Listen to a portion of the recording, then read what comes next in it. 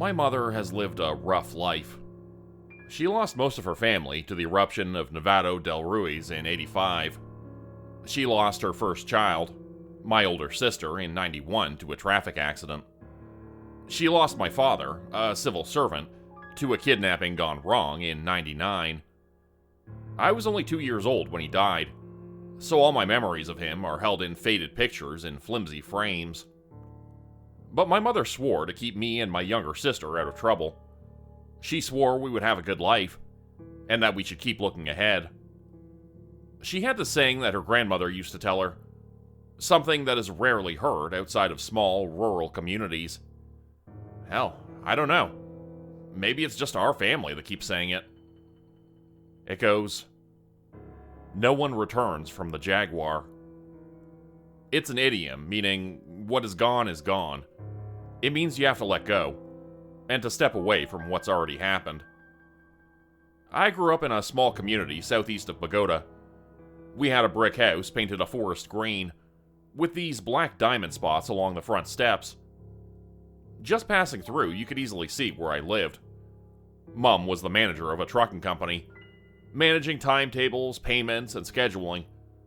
It was a great job, and she often reminded us how blessed we were.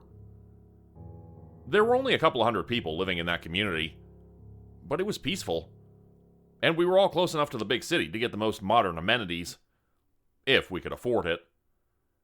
We didn't have much, all things considered, but we were happy there. I would help my neighbor run a fruit stand by the northbound road. Tired husbands coming home from work would stop there to buy fruit on the way home. If you were friendly enough, they'd give you a tip. When my younger sister, Viviana, was 15, she helped out at a hair salon up north. It wasn't well paid, but it gave her enough to get a taste of independence. She was good at it, too. She usually helped out the younger girls who came in to get their hair dyed. You ever see that rainbow faded dye on TikTok? She did that years ago. And through it all, Mom kept us out of trouble. Our community stayed out of conflicts, and we kept our heads down. We were just something you passed by on your way to do something important. No one cared to stop where we lived. It served us well. But in the fall of 2016, Viviana disappeared. My mom had been careful. We had tracking software on our phones, and we checked in once a day whenever we were out of town. But despite it all, Viviana disappeared. The last ping of her phone showed her heading east out of Bogota, and then nothing. I did everything I could. I asked everyone. I put up posters, I asked authorities, and I called the police every day. But she was gone. My mother mourned for months. I don't think she ever stopped. She would cry herself to sleep, and she would talk with the priest every day. But she didn't help me look, and she didn't ask any questions. Whenever I asked for her help, she would recite that core tenet of her belief. No one returns from the Jaguar. To her, Viviana was gone, and all hope was lost. As an only child, there was a lot of pressure on me. I got my formal education in system development and an internship at a large telecom company in East Medellin, where I eventually moved. My mother didn't want to go. She stayed in her green house with the black diamonds. I would send her money out of my paycheck every month, and we would talk every week. To this day, she lives there. I think she runs the trucking company by now. I had years to deal with the loss of Viviana, but it was difficult. I still light a candle on her birthday, and I keep her in my prayers. My mother dealt with it much better than I did. She could speak about Viviana openly, but I could never get over the way she talked about her. In the past tense. To me, not knowing what happened to her meant that we could never know for sure if she was gone. To hear my mother speak about her as if she was dead bothered me. That is, until late October 2023. We were called into a meeting in the early morning. I work in a team of 6, mostly in troubleshooting and monitoring telecommunication outages. We coordinate service teams to make sure the larger population centers retain the best coverage, basically. My boss showed us a map of the southeastern region of our service. There was mostly jungle out there, but we still had spots of coverage. There was a red circle over the map, seemingly in the middle of nowhere. "We've been getting complaints about this all day," my boss said. "All night, too. People are getting automated calls from this area." "What's the source?" a colleague asked. "They're using spoofed numbers. We're not sure what's up, but it can't be good." "They running a scam?" My boss shrugged. He knew about as much as we did. We got to work, and a couple of things didn't line up. There were indeed calls going out, but there was never anything said or sold. There was no one on the other end of the line. All calls were coming from a general area, but not the same source. It's as if there were hundreds, if not thousands of phones, in a concentrated area. They seemed to be moving as well. The sources were shifting to the southwest. It didn't take long for us to notice a worrying trend. The numbers they used. They weren't just one-time payphones. They were old and registered accounts that remained in our systems. We worked overtime trying to plug the holes and provide the authorities with information they needed to make arrests, but it was proving more difficult than anticipated. Not only was there not a single source to point at, but they were constantly on the move, and we still had no idea what was going on. But things took a turn. It turned out, the numbers being used belonged to people who'd gone missing over the past 10 years.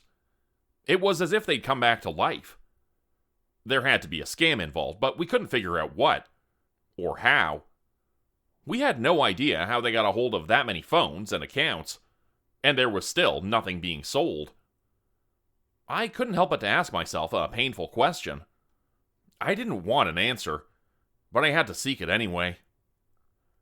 Turns out, Viviana's number had been pinged in that area. I had to do something. My sister had an app which could locate her phone, courtesy of my mother. It was one thing to get a ping on her phone, or her number, but if I could get a location from the app, that meant it wasn't just someone spoofing her number.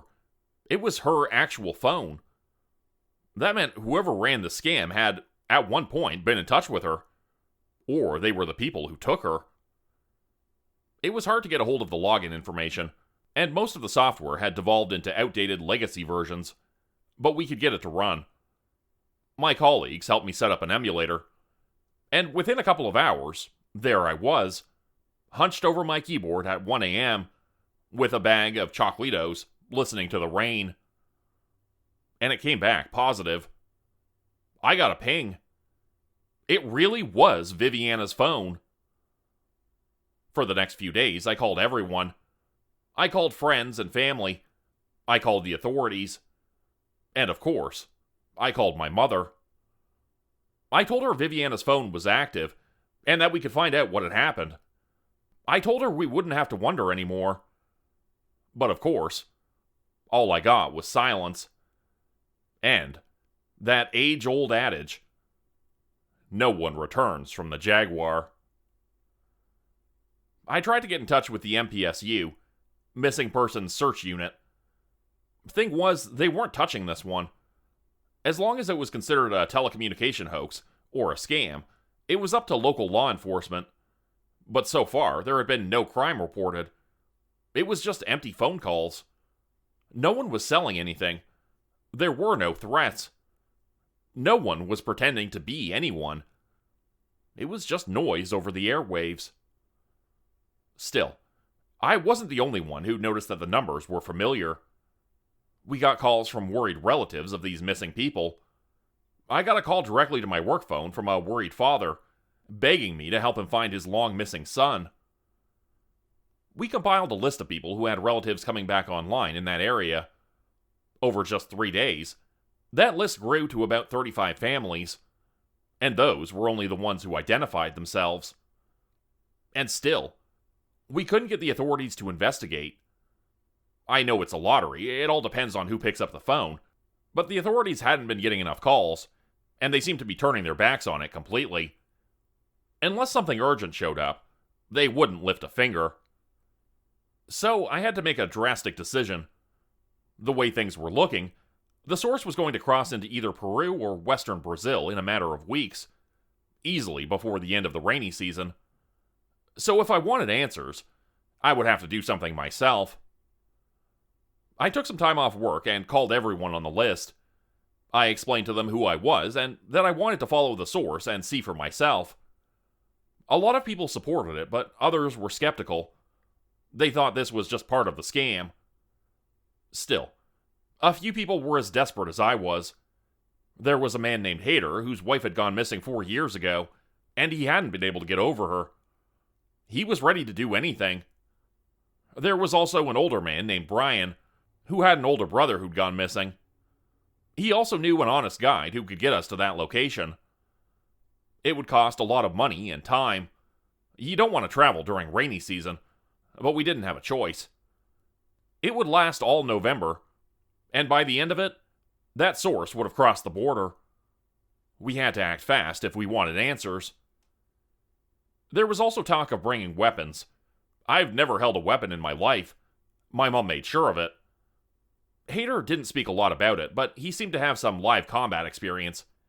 He also had some weapons stashed away. He brought along 2 handguns. After a few days of preparation, the 3 of us met up just south of Bogota. Brian had gotten us a proper off-road vehicle. Hader had weapons, food, and water. I brought tracking equipment and GPS. Brian was almost 50 years old, but you couldn't tell. He had this youthful appearance. The only thing that gave it away was his 1,000-yard stare, and half a dozen gray hairs on his chin. Hader was just a couple years older than me. He had this long, wild hair, and thick glasses that looked like telescope lenses. He was a full head taller than me, but thin as a stick. He could easily be mistaken for a geek, but was probably the one with the most violent past. We could get pretty close to the source with a 12-hour drive. I don't think a lot of people realize just how large the Colombian countryside is, and we were going to a specific site. We couldn't just chase the target. We had to get ahead of it, so we followed my calculations. I'm not going to bore you with the drive itself. We offered to take turns, but Brian wouldn't have it. It was his car, his music, and his responsibility to get us there. He wouldn't have it any other way. I ended up chatting with Hader most of the time. He told me all about his wife, Luciana, and how great she'd been. How he hadn't given up on finding her after all these years. "Stars don't disappear from the sky," he argued. "There's just clouds in the way." If anything, he was excited. This was the answer to his prayer, and me reaching out to him was a gift. Even if she was dead, at least he'd have answers. The further south you go, the bigger the potholes get. You have to be ready for anything. The roads would turn into a muddy sludge. You might lose a couple nuts and bolts along the way, but help is never far away. I've yet to see the country folk turn their back on a broken down car. But this time, we were lucky. We made our way through the rain unscathed. We came to the end of the road and parked in a clearing. Our guide was already there, a man named Andre. He usually worked with tourists, which you could sort of tell from the way he spoke. He'd throw in the occasional English word just to sort of make a point of things. He was younger than me, full of energy and nothing but excited. I think he was putting on a bit of a show. Most of that faded about an hour in. So we made our way into the jungle. We were on schedule and set to intercept the source of the signal in about 18 to 26 hours, depending on the weather.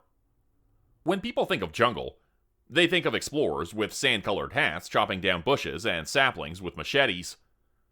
Real life is very different. Now, I didn't have a lot of experience in that environment, but I knew what to do and what not to do. There were paths to follow and there were things to look for. You don't need to take out the machete for everything. It all depends on who's in front. And with Andre taking point, we were in good hands. Despite being dressed for the rain, everything gets wet. You'll get water in your boots so your feet start to blister. The rain will bring the sweat down from your brow and into your eyes, stinging you with salt. Sure, there will be less bugs, but they're still around. Most of the trails we followed were from illegal farmers who occupied parts of the jungle back in the 80s and 90s, but most of the old campsites were abandoned and overgrown. But we would still find little spaces where we could stop and rest, or set up camp for the night. We stopped for the night at one of the campsites. We set up tents and ate canned goods. Andre had picked up something along the way, but I didn't quite have that kind of confidence in him to eat what he offered. You don't want to get sick out in the middle of nowhere. Luckily, I got a good tent, and not the cheap stuff. I didn't have to worry about ants or mosquitoes. Still, the rain continued well into the night. It was deafening. Lying there, I loaded up my tracking equipment, and, just as expected, we were on schedule. Even now, the source was moving. At all hours of the day, they were moving. And even now, somehow, they were making calls. How the hell could they do that? On such a scale? I fell in and out of sleep that night, imagining the noises outside. I pictured eyes in the dark, considering what to do with me. There was wilderness an arm's reach away. It could be anything. While jaguars aren't as much of a threat as they might once have been, that didn't make my mother's words any less true, in a sense. No one returns from the jaguar. The next morning, my muscles ached. It's one thing to walk along a paved road, but following old trails challenges every part of your body. Still, we had to keep going if we were to make it on time. Checking the tracker, the source had moved all night. If we kept a good pace, we would meet them either late at night or early the next morning. We had a couple of dry hours, so we made the most of it. We ate on the go and kept our heads down. No chit-chat. Andre would stop to make a few videos, but considering his price, we let him do pretty much whatever he wanted. He still kept a good pace, even though he couldn't wipe that stupid smile off his face. The man was obsessed with his phone, and always kept it on. I did see a couple of things that hinted at the history of the path. Overgrown, unmarked wooden crates, a couple of plastic barrels, and at one point, a Jeep. I think it was a government vehicle. It had been stripped of its seats and wheels, and it didn't have a license plate. It didn't have any identifying traits at all. It had probably been stranded there for well over a decade, and had become the home to a spider the size of my hand. I did notice a couple of strange things, though, like a laptop charger on the passenger seat. Andre got a couple of good pictures of it. "Military?" Brian asked. "No," said Hader. "Corporate." "How can you tell?" "It's too well made." That got a chuckle out of Andre. By the afternoon, the rain was back. We followed a small river to get out of the vegetation. Andre cut us some heart of palm for a midday snack. I could tell they were all excited to see what was waiting for us at the end of the line.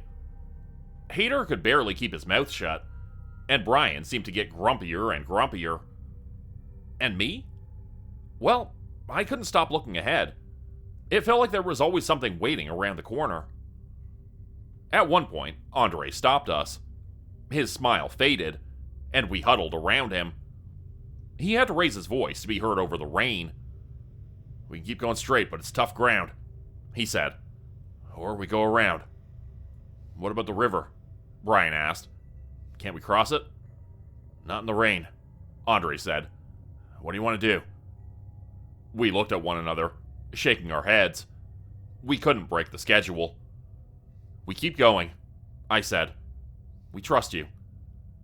Andre grinned at us and nodded. "Lots of wasps up ahead. Keep the lights off." The ground turned muddy, and the trees grew taller and closer. The bushes were thicker, and we had to step over fallen logs and branches with every step we took. We would trip, cut ourselves, and get our feet drenched. There were no trails to follow, but we were still making good time.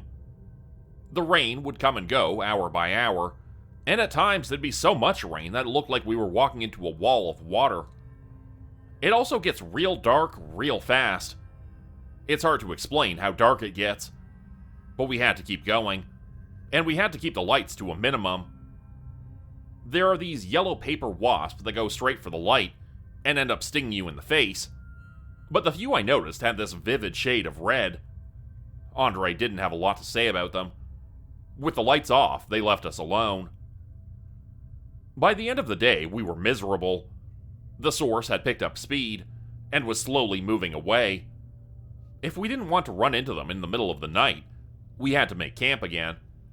If we did, we could get there before lunch the next day. We made camp again and ate in silence. The rain came and went in waves all night long, but all I saw was the light of the tracker. I was getting some interference, but that was only natural. We were way out in the middle of nowhere. I checked our updated logs, showing outgoing calls. Viviana had made a call. A single call. To my mom. It stung my heart. My mom might seem cold to an outsider, but she cares more than anyone. It's one thing to go your entire life saying how important it is to let things go, and another thing to have that thing call you on your phone. I would have to talk to her when I got back. All night long, I kept hearing this one bird. It was large and must have had a nest right above us. It had this call like a stalling engine, and a hysterical laugh. I couldn't help but think it was mocking us, like it knew what was waiting up ahead. The next morning, we were in a hurry. We were anxious to get some answers. Hader double-checked his weapons and handed the other one to Brian. Andre looked nervous, but didn't object. We ate breakfast on the go, using the last of our pre-filled water bottles along the way. The rain clouds were weighing heavy overhead. I could feel the thunder in the air, like a physical presence. It was just a matter of hours before we'd be back in the pouring rain.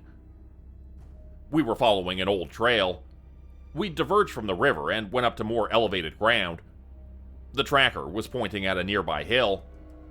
We could almost see it. It really started to sink in that this was real.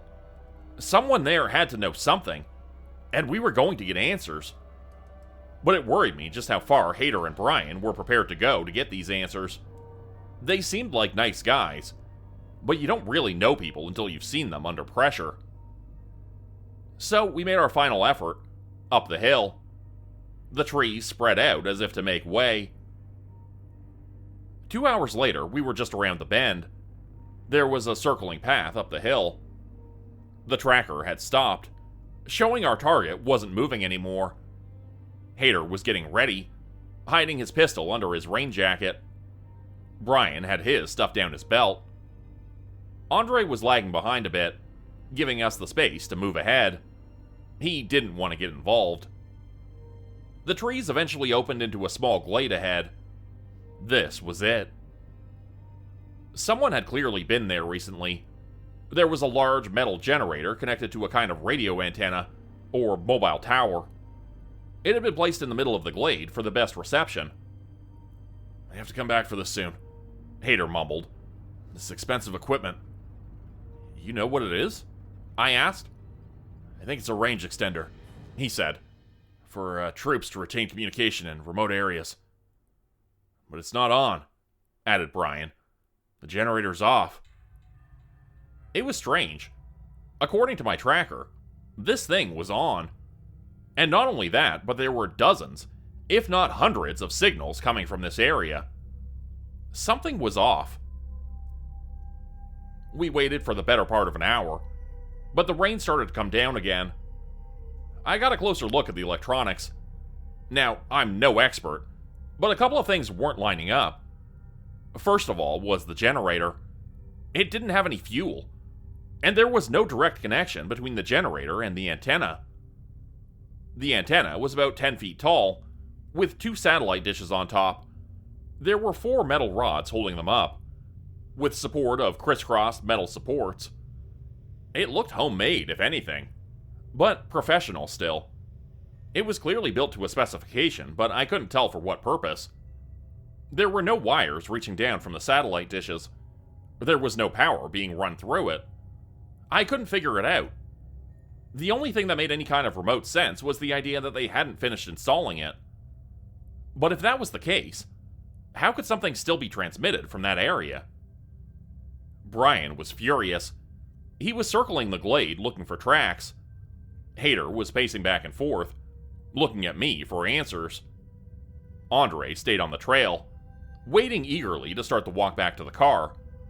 It wouldn't take long now that we knew where to go. "It has to be here," Brian called out. "They wouldn't just leave it."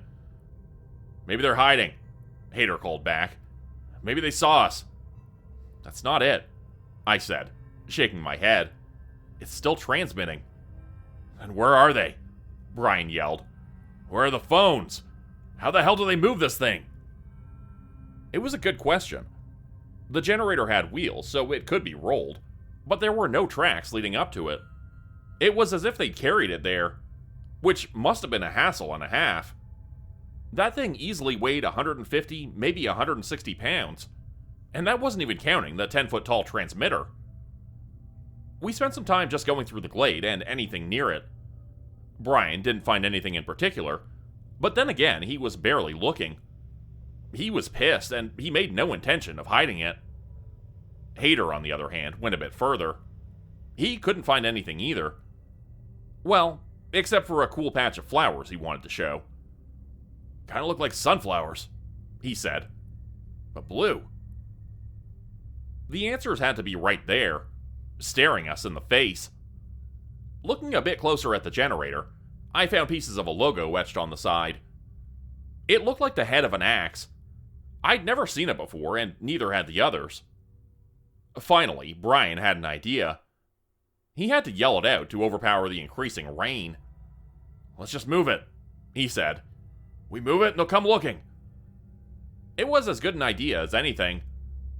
Hader took point, grabbing the generator like a wheelbarrow, while I looked at unscrewing the antenna. Hader came to a sudden stop. He'd barely nudged the generator and it was stuck. There was a pair of thick cables running on the underside of it, digging into the ground. All three of us just stopped for a while, looking down. "There's something there," I said. "Something buried." "I didn't bring any shovels," Andre added. "No one said we'd be digging." "We're not," said Brian. "Fuck that. Let's just cut the cables and take it." Hader agreed. I wasn't so sure. Hader cut the cables using a machete, and we rolled the generator away. We decided to come back for the antenna later. Brian was on high alert as we made our way back down the hill. "We're staying one more night," Brian said. "If we don't see them in the morning, we'll burn this to the ground." "It's gonna cost extra," said Andre. "I got a schedule." "Fuck your schedule," added Brian. "I'll pay whatever you want. I don't want any fucking stories." "Fine," nodded Andre. "You're the boss." We rolled the generator down the hill. By the time the rain eased up, we had cleared a new campsite. We covered the generator in some palm leaves and set up our tents, doing our best to keep the lights low. We didn't want them to come wandering into our campsite. We wanted them to expose themselves. We were going to keep watch, all three of us. We were expecting company, but we didn't know from what direction. Andre wasn't in on it. In his words, he was there to get us in and out, and that was it. I couldn't blame him. He had no idea how far we were ready to go. Still, the way Brian waved around his gun, it was starting to look more like a mission of vengeance rather than information. I had first watch that night. I sat upright in my tent looking at the tracking screen. The interference was worse than ever, but I could still see it. The transmission was still active. How could that be? The generator was gone. I turned off my phone to save some battery. We were going to be here longer than expected. Brian took my place in the middle of the night, and I went down like someone had turned the power off. I wasn't expecting anything to happen that night, but I still had this uneasy feeling weighing down my gut. But the Wilds were still waiting there, just outside my tent. And that night, they had something to say. I woke up in the middle of the night. I didn't know why, and at first I didn't even realize I was awake. There was no rain, but plenty of birds and insects singing their hearts out. And yet, I could feel something was different. The sounds were different. Colder. I peered over at the tracking device. Turns out the transmissions had moved. They'd made a sharp turn back east, down the hill, the same way we'd went. There was a loud groan coming from the jungle. You know the way when you move something heavy across the floor, and it makes that hacking sound? It was something like that. Like something heavy and metallic being dragged across a rubber floor. It was loud, like an instrument. Rusted equipment swinging in the wind. Then, a gunshot. I rushed out of the tent, barely dressed. Hader was already up, gun in hand. I caught Andre peeking out of his tent, but he wasn't getting out anytime soon. There was no sign of Brian. Throwing caution to the wind, Hader turned on a flashlight. I followed suit. We scanned the tree line, but there was nothing there. I checked the ground, only to see a patch of warm blood. It was spread out in an angle, indicating a hit or movement. I pointed at it, only to see Hader looking up. Turning my head up, I saw the antenna. It was rising out of the jungle, towering above the trees. It looked at least 5 to 10 feet taller. It was swaying in the wind, making a low, metallic groaning noise. "They moved it," Hader whispered. "Why'd they move it?" "There's no one here," I whispered back. "Who did this?" Looking around, we saw no one. No people, no tracks, no footsteps. Then, the antenna moved again. This time, it didn't just sway in the wind. It was being pushed closer to us. Hader turned the flashlight towards it. I only saw it for the blink of an eye, but the image imprinted on my mind. There was a mess of dirty cables. There were solar panels spread out like a blooming flower, with glass shards in the middle. Industrial-grade wires tangled into the mockery of a bush. Hundreds of old phones, still bright and active, lining the sides like the scales of a lizard. Little pieces interconnected into an unnatural web. It looked kind of like a body, still covered in mud from being buried. It was carrying the antenna on its back like a massive shark's fin. The main body was at least 7 feet tall. Halfway up that antenna was Brian, his stomach and throat slit open. His eyes were still flicking back and forth, trying to function without oxygen. He'd been stuck to solid pieces of rebar poking out of the antenna. He looked like an insect in a web, or a fish on a drying rack. And he was still bleeding. Hader raised his pistol, but it was too late. I heard something whip out, and there were these 3 loud taps, like stones hitting a rotten log. Hader didn't get the time to pull the trigger before he'd been pushed to the ground, and then dragged into the jungle. I sat down and turned my flashlight off. Crawling along the ground, I made my way back to the tent. I tried to keep a low profile. The metallic groaning grew louder, as more weight was put on the antenna. I held my breath, waiting for that thing to go away. You can't just run into the jungle. That's insanity. You have to keep your cool. I couldn't have my mom lose all her children. I had to stay quiet. And lucky. There was another spatter of rain on my tent, but it didn't sound right. Looking up, it was too dark. It took me a couple of seconds to realize it wasn't rain, but blood. That thing was moving through our camp, passing by my tent as it went. There was a bright flash of light as 100, maybe 1,000 of phones lit up at once. A cacophony of ringtones blared, like an electronic belly roar. As it died down, a single ringtone remained. Andre's phone. I'd heard it once or twice since I met him. I could hear him complaining as he desperately tried to turn it off. He never could keep his hands off that thing. There was a moment of silence. Then the groaning began anew. "No," I heard. "No, I have nothing to do with this. I have nothing to..." Plastic was torn apart. One long scream of primal pain going higher and higher up into the air. You'll never forget a sound like that. It's not like in the movies or the games. People don't care how they sound when they die. It's not cool or manly. It's desperate. It's high-pitched. And when it ends, it doesn't come back. There were sounds coming from the phones. Confused voices answering random calls. They were waking up, dazed and confused, not knowing what to say. Hello? Someone said. How did you get Candace's number? Alejandro? But how can you... Dozens of others. Name after name after name. Tears. Anger. Screaming. And finally, a voice I would recognize anywhere. My mom. Viviana? She said. It can't be you. Please tell me it can't be you. I had to bite my tongue to keep quiet, but a sob escaped me. I was shivering. My body wasn't getting enough oxygen, and my heart was beating out of my chest. I had laid down on the ground of my tent, curled up in the fetal position.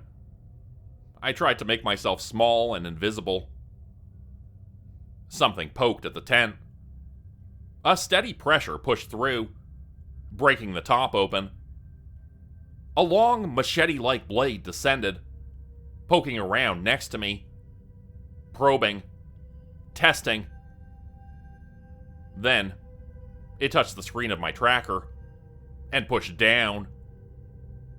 It was like spearfishing. It pierced right through the tracker and pulled it up. All the while, I could hear my mother in a sea of voices. The light from the phones lit up the night like a torch, casting a long, shapeless shadow into my tent. I didn't stand a chance. I had to stay quiet. Then the phones turned off. All but one. Another number rang as the dial tone struggled to connect. The sharp blade retracted as something heavy moved around the camp. It was looking for me. The call went through and someone answered. I almost choked on my own spit. It was Viviana. She sounded older, more confident. But I could tell it was her even now, all these years later. Come out. She said. Please come out. The antenna groaned as the thing bent down, tearing Brian's tent apart. It wants to know how you found us. She continued. It has questions. It means no harm. It groaned again, and was followed by a meaty thud. Someone must have slid off the rebar, and their body hit the ground hard. Dead meat on the jungle floor. A feast for the ants in the morning. Last chance, mijo, she said. You're making it angry. I grabbed my bag and turned on my phone. I held my fingers against the speaker to quiet the startup noise. But as soon as it went on, I was getting calls from unknown numbers. It was probing for me, looking for directions.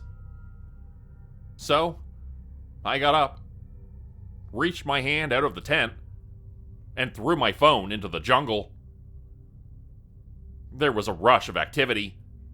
It was like a car driving through camp, running over and breaking anything in its path. Finally, I let my heart go wild.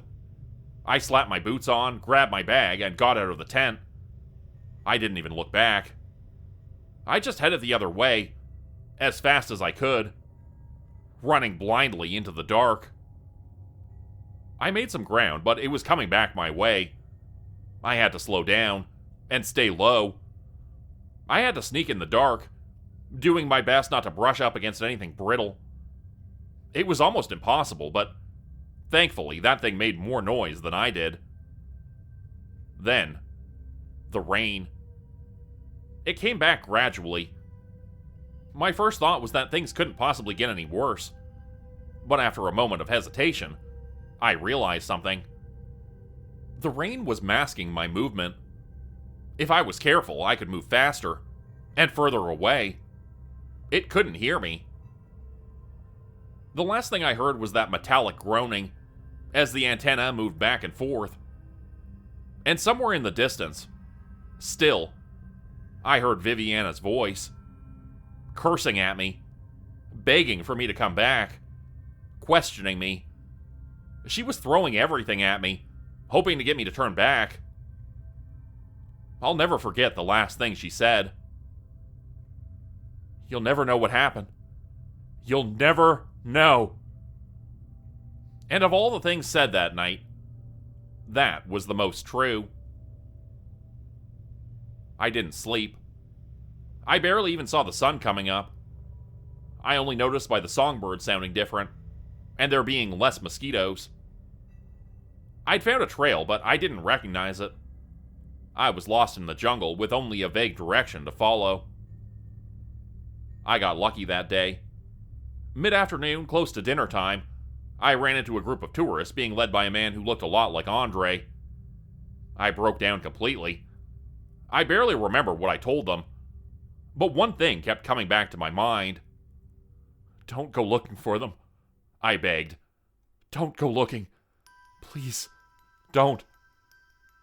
I took the man's hand, looked him in the eyes, and said what I'd been told so many times. "No one returns from the Jaguar." No one asked me any questions. No one came looking for them. Today, the calls are still coming in. We still get the pings on our trackers. But we all know not to go looking. Maybe some knew all along. People who call to complain are moved to a special line, and then they get cut off. Brian's number is on the list now. Haters and Andre's too. It calls me with their numbers sometimes, just to see where I am. A couple of times, it even speaks. It uses their voices. "Come back," it begs. "Come back to us." But I came home to my mom. I held her and I cried.